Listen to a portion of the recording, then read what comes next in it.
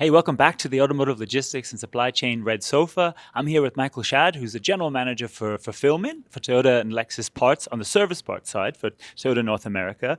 Michael, we're spending a lot of time at this conference talking about recent and ongoing disruptions and how we can, the lessons we can learn to improve resiliency. I'd like to focus particularly on the service parts side. What are some of the most important lessons you've learned and are applying them now for Toyota service parts?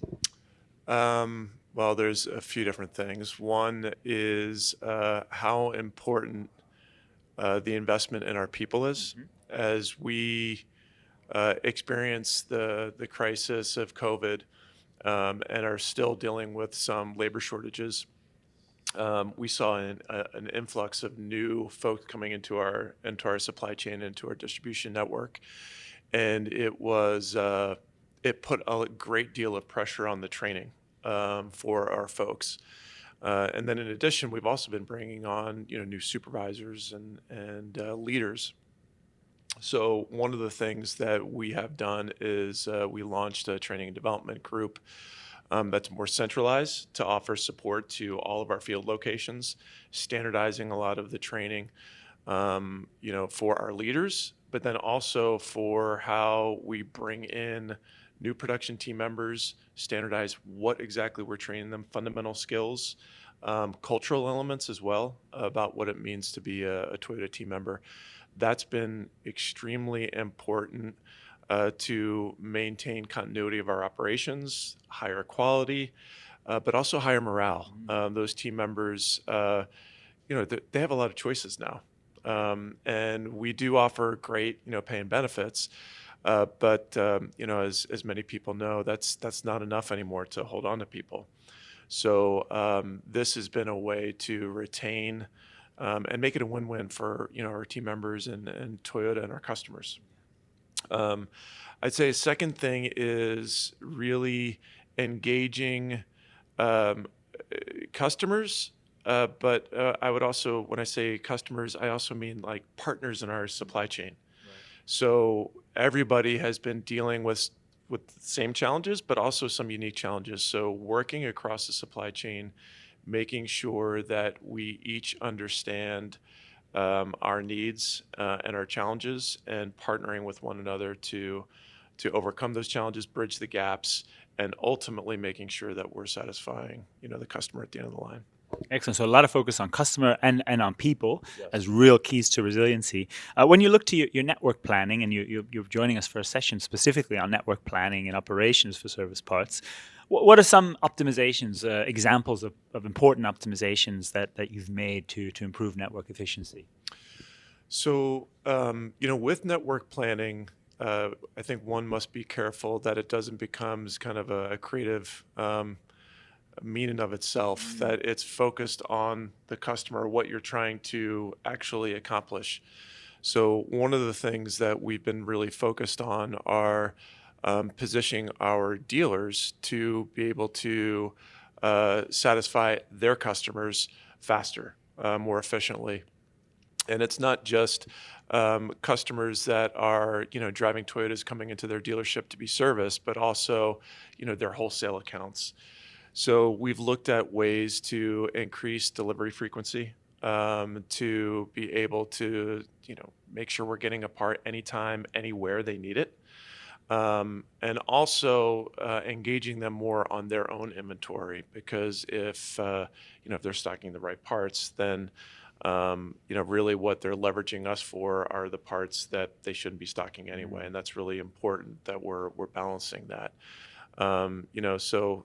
That's a really important kind of mindset that we've taken, is we have got to be able to leverage our logistics system, and what I would say is our core competency of inventory planning, efficient operations, to be able to um, understand what our customer and a dealer needs to satisfy the end user, the end customer, people driving our Toyota cars and Lexus cars, and also all of their different accounts that they have. Absolutely. And I imagine some of that includes different kinds of customer delivery, like even will call and direct pickup and things to increase the frequency.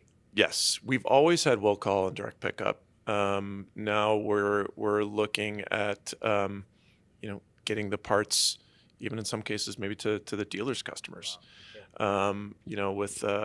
With e-commerce blowing up, I mean, everyone has to be in that space. So, we rely on our dealers. They're so important and vital to our success. So we are always just looking to see what we can do to position them. Is there services that we can offer that they could take advantage of to make it easier to service those customers? Another topic I wanted to raise is technology and automation, digitalization in the warehouses. Yep. Now, Toyota always takes quite a measured approach. Isn't the first to put in a system just for the sake of it. It's really about the people, process, and Kaizen first. So, but you're starting to see some tipping points. Are there new kinds of digitalization and automation which are coming into the PDCs and warehouses now? Yes, it is true. I think even though we have employed more automation in service parts world than we have in the past, much more, it's so critical that we really thoroughly understand the process, Kaizen at first, and then make sure that when we put in automation, it's for a stable process. We've learned that. We've known it and continue to learn it. So yeah, I think for us, it's an important play because I think there's going to be labor shortages for a while. So this isn't just a cost reduction play. I mean, if that's of course part of it. It's got to pay for it, but it's a continuity of operations play. So yes, we've employed in one of our large warehouses a goods to person system that essentially. It's movable racks that come to our team members. So instead of having to walk through aisles, the parts are essentially coming to them. And in our PDC, we've also implemented cobots that also eliminate some of the walking. The partnership, the communication with our team members, making them part of that innovation, how we're going to implement it is super critical.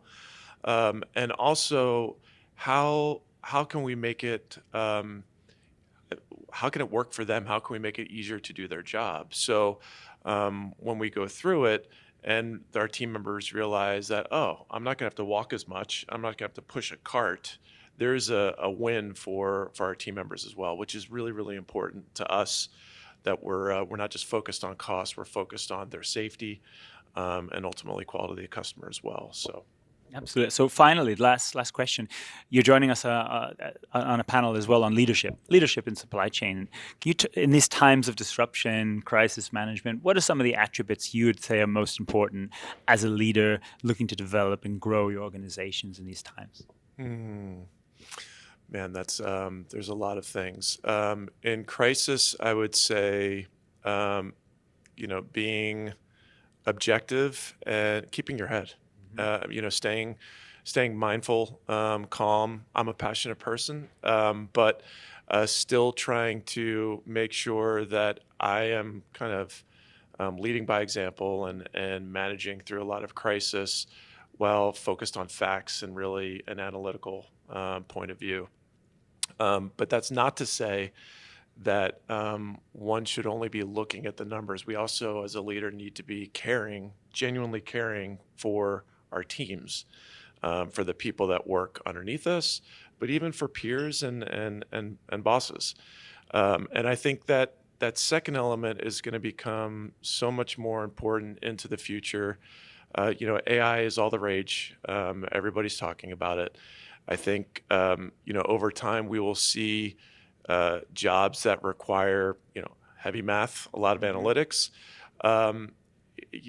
We may see less of those roles, but we're still going to need human beings to inspire, to come up with new ideas.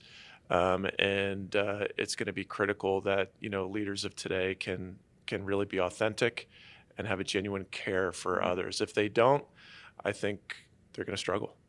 Such an important point, and I think on calmness, authenticity, and that compassion will play such key roles. Michael, thank you so much for joining us here in the Red Sofa and here at Automotive Logistics and Supply Chain Global. We'll share more highlights from those sessions and much more to come. Thanks very much. Awesome. Thank you.